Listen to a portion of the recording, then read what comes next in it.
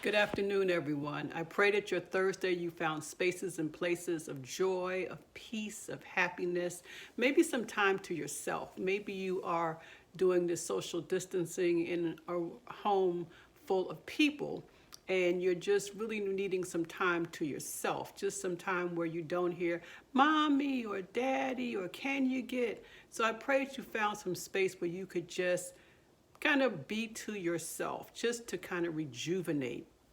I am really hot right now. It had been raining here where I live when I normally do my walk, and so I decided to do it a little bit later.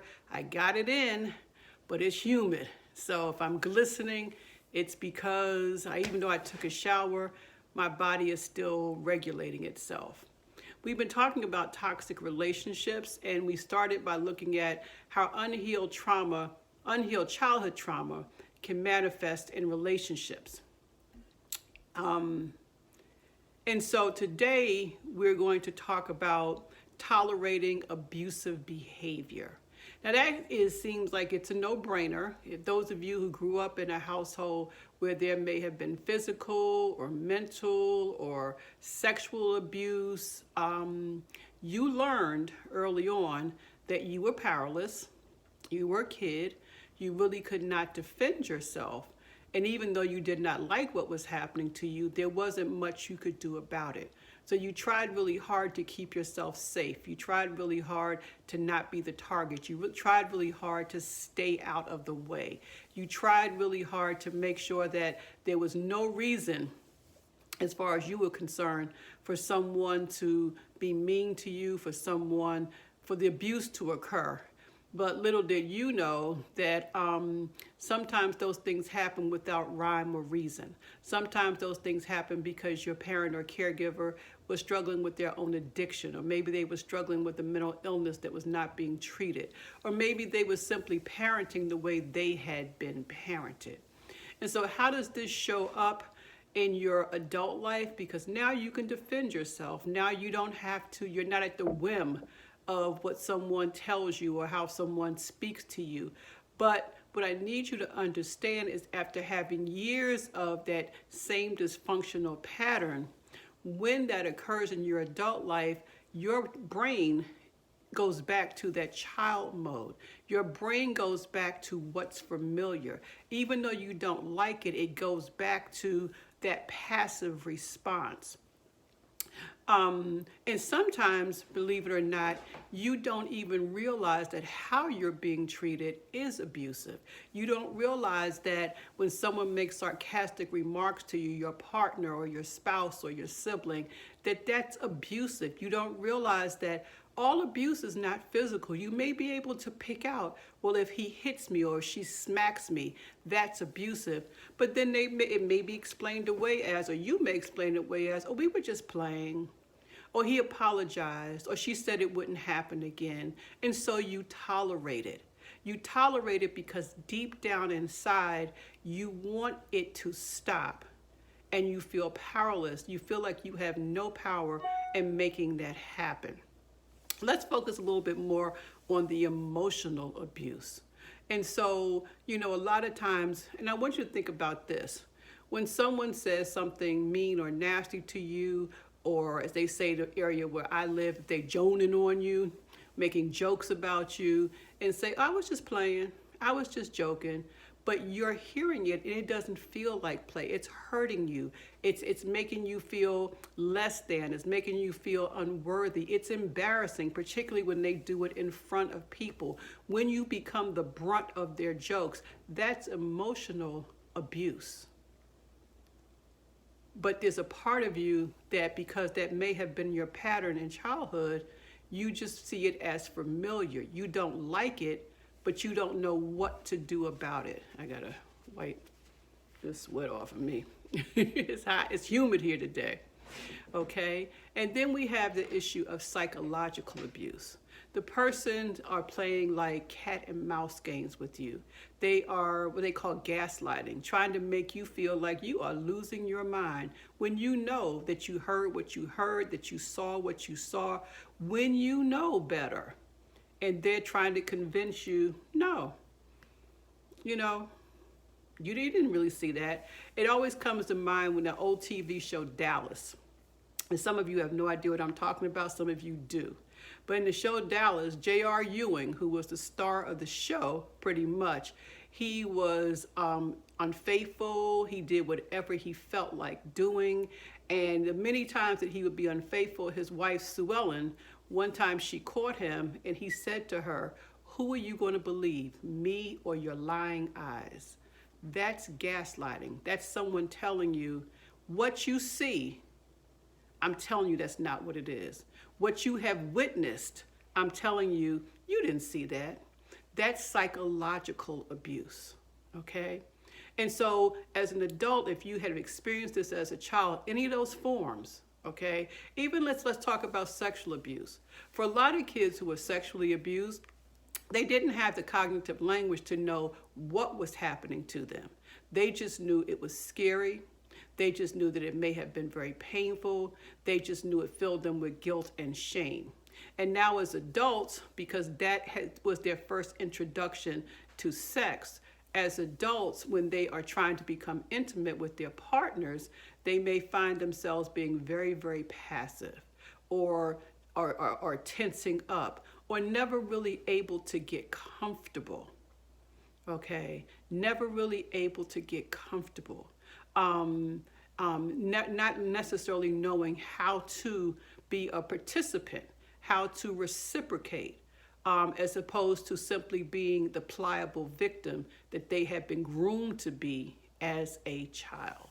Now, as I say these things, I'm sure many of you can understand how it can affect your relationship. Some of you may be finding yourselves in relationships now in your adult life where it's emotionally abusive. It may be psychologically abusive. It may be physically abusive. There may be sexual abuse. And people will say, well, what do you mean by that? That's my partner. That's my spouse. But you do know that when you are forced to participate in something that you don't really want to do, that's abuse. Okay? And I want to just put a plug in also that sometimes we as adults then perpetrate the very things that happened to us as children that we didn't like because that's all we know. And I'm thinking specifically about emotional abuse and sometimes physical abuse. If you think about it, I talked to so many people who, when I asked them, well, how were you disciplined when you were raised? They've told me about being hit with baseball bats, 2x4s, extension cords, all kinds of things that Child Protective Services would have gotten involved in now. But they always say, but I survived, so it was good, it helped me to be the person I am.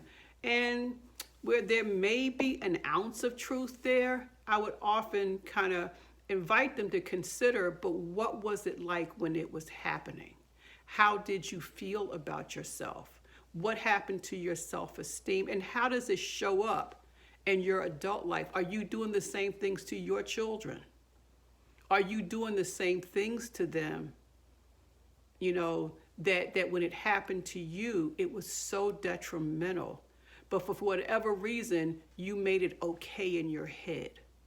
You made it okay so that you would not have to think about the different emotions that may come up if we are completely honest and say, that was abusive. Some of us grew up in households or had parents who, when you did something wrong, they may not necessarily hit you, but they would curse you out and call you all kinds of names, And that's that old saying, sticks and stones may break my bones, but words will never harm me. That is the biggest lie that ever came out. Because if you get hit with something and you bruise, that scar will heal. But when you are emotionally abused, when words are used against you in a very detrimental way, it could take a lifetime to heal from that, because it's not just words, it's about how you see yourself and how you shape yourself.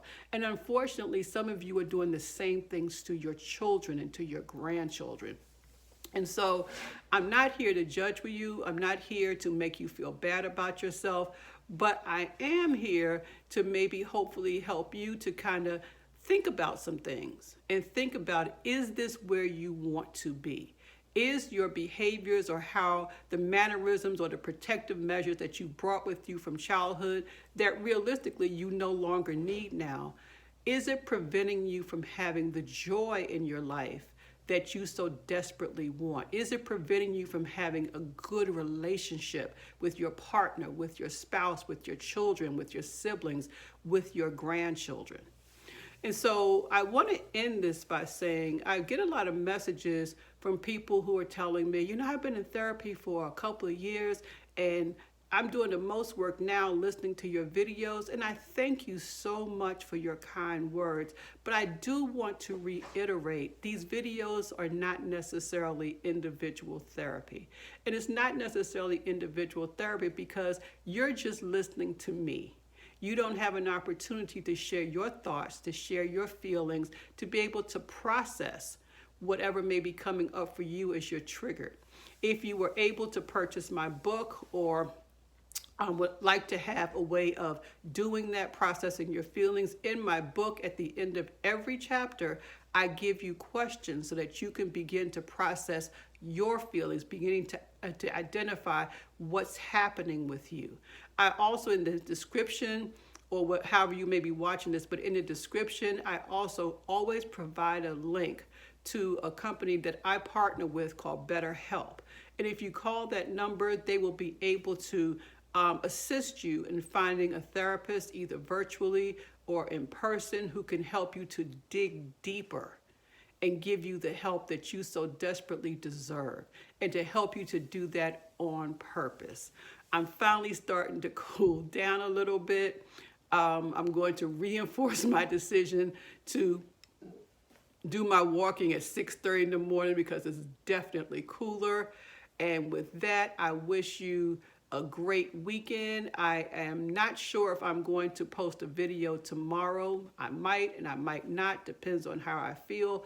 But if I don't, have a great weekend and have it on purpose, at least some part of it. Stuff happens. We all have challenges we deal with. So I'm not saying, make every minute of your weekend great, because that may not be your reality. But I would challenge you, can you make at least 5 minutes good? Can you find at least a few minutes, a space in time, where you can put all that other stuff aside and just celebrate you on purpose? Love you, and I'll talk to you later. Bye-bye.